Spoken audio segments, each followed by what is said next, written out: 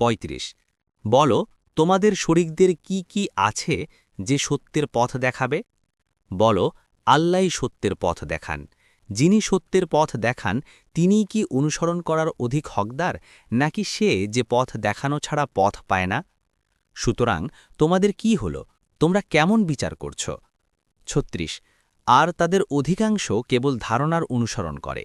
নিশ্চয়ই সত্যের বিপরীতে ধারণা কোনো কার্যকারিতা রাখে না। নিশ্চয়ই আল্লাহ তারা যা করে সে সম্পর্কে সম্যক অবগত।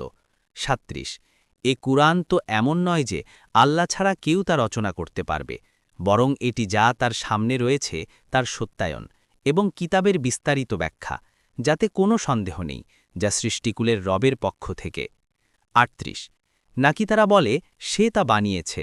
বলো, তবে তোমরা তার মতো একটি সূরা বানিয়ে নিয়ে আসো এবং আল্লাহ ছাড়া যাকে পারো ডাকো, যদি তোমরা সত্যবাদী হও।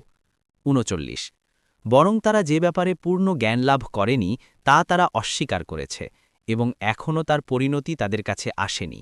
এভাবেই তারা অস্বীকার করেছিল যারা ছিল তাদের পূর্বে। সুতরাং তুমি লক্ষ্য করো কেমন ছিল জালিমদের পরিণাম। ৪০ আর তাদের মধ্যে কেউ এর প্রতি ঈমান আনে এবং কেউ তাতে ঈমান আনে না, আর তোমার রব ফাসাদকারীদের ব্যাপারে অধিক জ্ঞাত।